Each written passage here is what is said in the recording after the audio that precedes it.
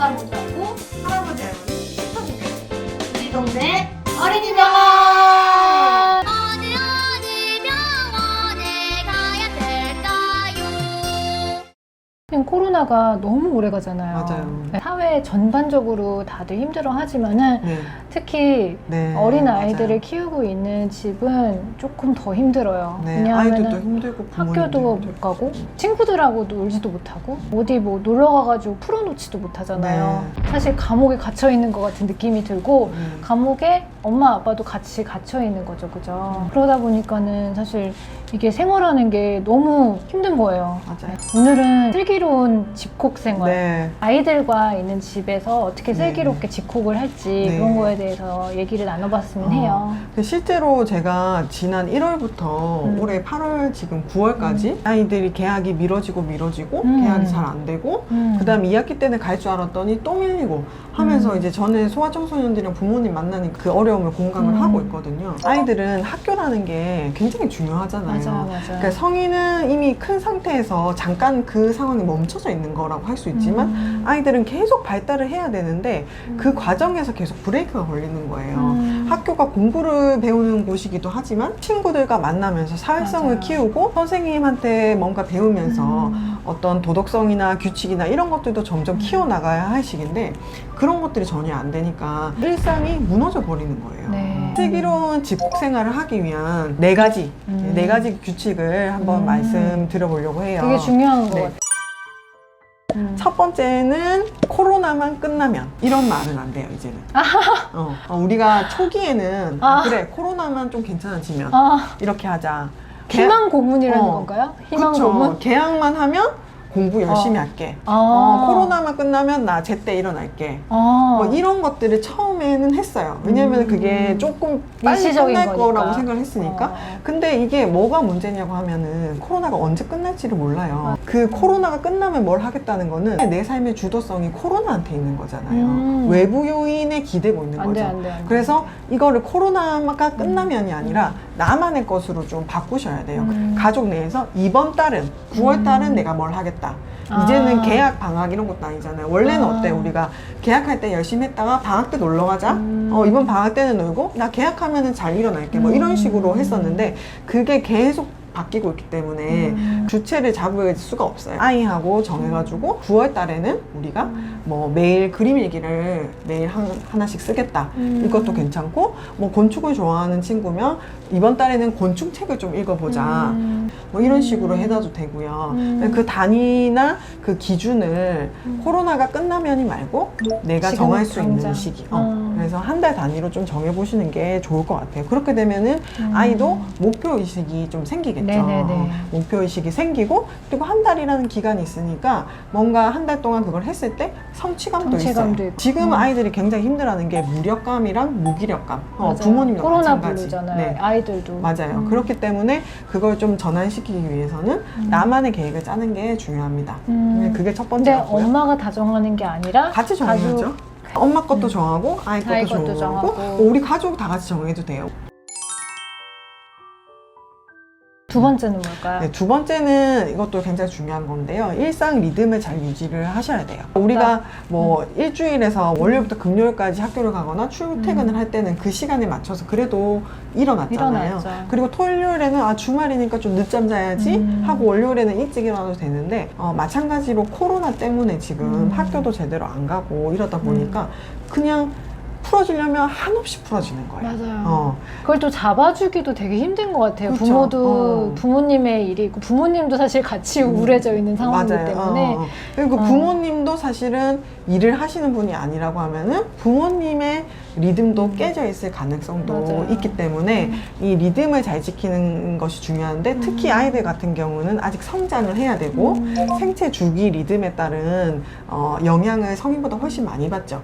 그래서 해가 떴을 때 깨어 있고 해가 질 때는 자고 그리고 식사는 규칙적으로 하는 게 중요하겠죠. 근데 이제 코로나 때문이다 보니까 그냥 좀 늦게 자고 좀 늦게 자던 것이 점점점 늦어지고 늦게 자면 당연히 늦게 일어나겠죠. 늦게 일어나면은 밥맛이 없고 밥을 늦게 먹고 맞아요. 그런 식으로 모든 게 불규칙적으로 돼버리는 거예요. 그래서 그 코로나 전에 그런 그 일상으로 네. 조금 시간을 맞춰가지고 네, 네, 생활하는 거를 말씀하시는 거네요. 근데 이제 기본적인 거가 이제 기상 시간, 수면 시간이고 두 번째는 아이들 같은 경우에 온라인 수업이 있잖아요. 그게 이제 들어갈 수가 있을 거고 그 다음에는 이제 핸드폰 시간 같은 거까지 뭐 이렇게 한 세 가지 정도 정해놓고 하는 게 좋아요. 근데 이제 중요한 것은 너무 많은 계획은 안 되고 또 딱 지켜야 되는 것만. 비현실적인 계획도 안 돼요. 예를 들어서 학교를 안 가는데 뭐 7시에 일어나라.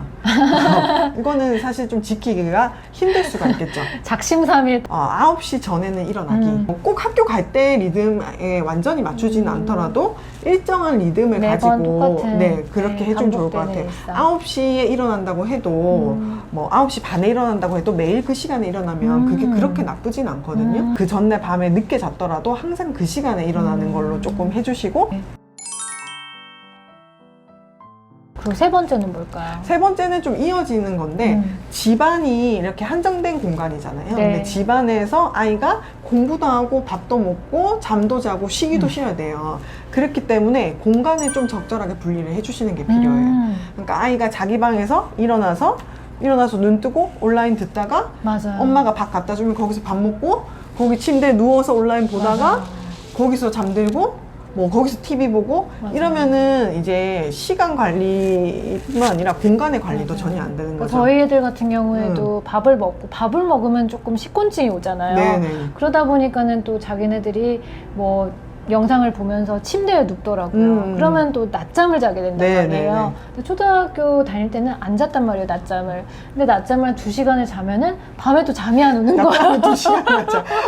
그러니까 왜냐하면 공간이 분리가 안 돼 있으니까는 맞아요. 침대에 누우면 잠이 오잖아요. 맞아요. 그거는 견물생심이에요. 네. 그래서 그러면 또 늦게 자고, 그럼 또 늦게 일어나고, 이게 네. 이제 안 되더라고요. 네. 공간을 침대에는 눕지 않는다로 딱 정해놓는 게 좋겠네요. 맞아요. 그래서 뭐 예를 들면 만약에 침대가 항상 보인다 그러면은 온라인 수업은 밖에 나와서 뭐 소파 위에서 한다든지 아니면은 뭐 엄마 방에서 한다든지 그런 식으로 좀 공간을 분리해서 아이도 좀 쉴구멍이 있어야 돼요. 맞아요. 한 공간에서 이것도 하고 저것도 하면 여기가 공부하는 것도 아니고 잠도 자는 맞아요. 것도 아니고 학교에서 공부하다가 집에 오면 좀 쉬고 맞아요. 학원 가면 공부하지만 좀 집에서 쉬고 이런 게 있는데 그냥 언제든지 뭐든지 다 할 수 있는 그런 공간이기 때문에 집이 넓고 좁은 건 상관없어요. 조금 분리해가지고 아이들 이제 공부나 휴식 시간을 좀 보장을 해줬으면 좋겠어요. 약간 강제적으로 히키코모리가 돼가고 있는 것 같아요, 우리 애들이. 맞아요. 그냥 집에서 다 하는 거가 되는 거잖아요. 그리고 마지막으로 네 번째는 굉장히 중요한데 각자 개인의 시간을 꼭 가지셔야 합니다. 되게 중요한 것 같아요, 이건. 너무 오래 같이 있어요, 지금. 처음에는 되게 좋았어요. 처음에 잠깐? 왜냐하면은 저는 다 초등학생이다 보니까는 큰애 같은 경우 학원도 가고 어쨌든 가족이 다 함께 뭔가 밥을 먹는 게 되게 네. 행복하더라고요. 네, 처음에는. 네네네. 근데 이제 삼시세끼 챙겨 먹어줘야 되고 이러니까 이게 보통 일이 아니에요. 서로 질려요. 네. 네. 근데 그리고, 선생님, 선생님만 그런 거 아닌가? 애도 그렇다? 맞아. 애도 같이 있으면 엄마가 지긋지긋하다고 그렇게 느껴요. 맞아요. 그래서 어쨌든 간에 뭐 걔네들도 그렇겠지만 서로 이제 살이 자꾸 부딪히니까는 짜증을 내는 거지. 그리고 이제는 막 말해야 되는 것도 한정이 있잖아요. 대화의 한정을 대화거리가 이제 더 이상 없는 거예요. 그래서 그냥 혼자서 이제 스마트폰 하고 있고 이러는 경우가 좀 많아졌어요. 네.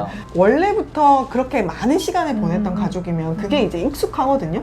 같이 시간 보내고 뭐 같이 있으면서도 각자 신경 안 쓰고 있을 수 있고. 근데 선생님 말씀하신 것처럼 그렇게 가족끼리 계속 붙어 있었던 적이 없잖아요. 맞아요. 그렇기 때문에 이게 좋은 점도 있지만 분명히 서로를 더 피곤하게 하는 점이 있어요.